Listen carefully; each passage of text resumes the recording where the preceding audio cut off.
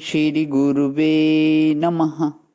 चैतन्यं शाश्वतं शान्तं व्योमातीतं निरञ्जनं नादबिन्दुकलातीतं तस्मै श्रीगुरुवे नमः। अज्ञानतिमिरान्धस्य ज्ञानाञ्जनशलाकया चक्षुरुन्मीलितं येन तस्मै श्रीगुरुवे नमः।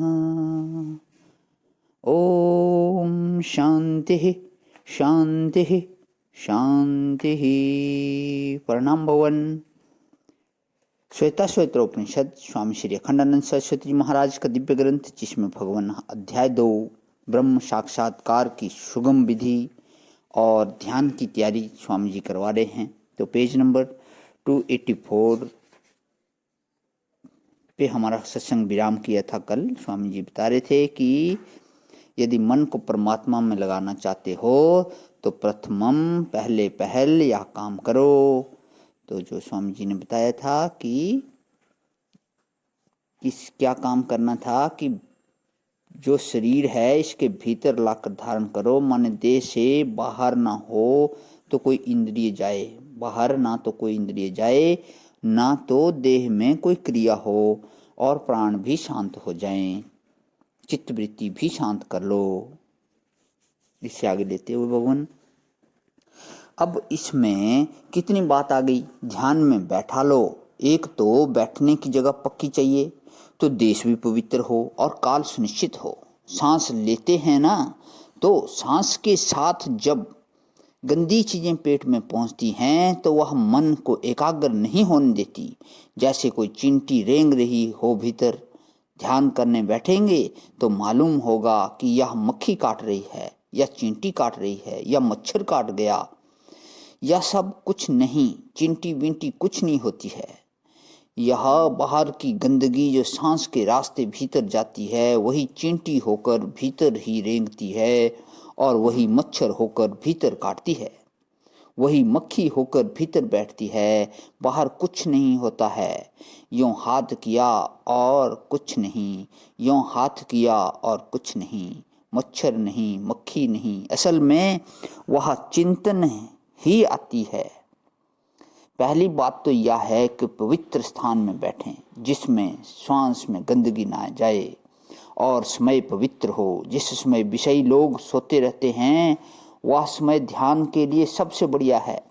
संसार के विषयी लोग जो हैं ये सब रात भर भोग करके प्रातःकाल 4, 5, 6 बजे सो जाते हैं, तो उनके साथ उनकी बुराइयां, उनके संकल्प भी सो जाते हैं। उस समय वातावरण बड़ा पवित्र रहता है, और वह समय सूर्य के आवाहन का भी रहता है। उस समय प्राची दिशा में सूर्योदय होता है, तो ज्ञान का प्रकाश आने वाला होता है। समय पवित्र हो और स्थान पवित्र हो, और बैठने के लिए जो आसन बिछाएं वह आसन भूमि पर होवे।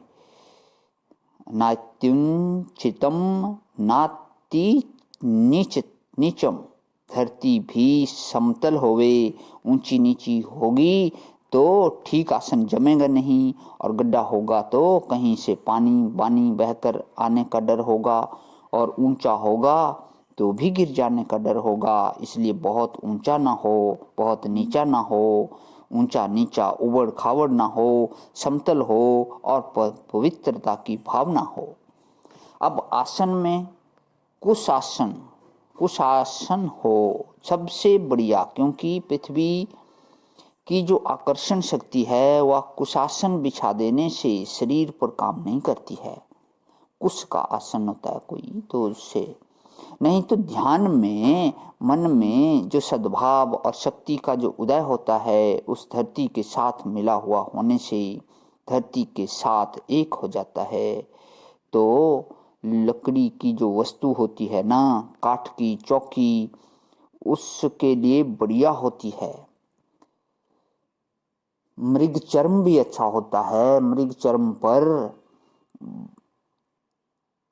बागंबर पर सांप बिच्छू नहीं आते हैं, क्योंकि वह गंध जो उसमें से आती है वह बाघ की ही गंध उनको मालूम पड़ती है।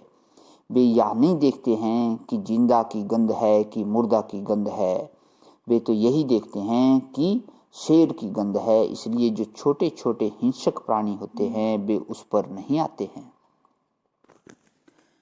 अच्छा, अब बैठने में आसन भी चाहिए। सुखासन हो, वीरासन हो, पद्मासन हो, स्वास्तिकासन हो, और उस आसन में भी ज़्यादा देर तक सुखपूर्वक बैठ सकें, ऐसा आसन होना चाहिए।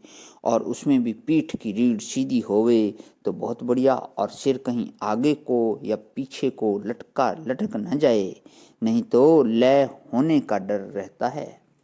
जब मनुष्य ध्यान करने को बैठे, युञ्जानः प्रथमं मनः, पहले पहल जब मन को एकाग्र करने के लिए बैठे तो ख्याल करे कि सविता देवता ने, परमात्मा ने हमारी सहायता की।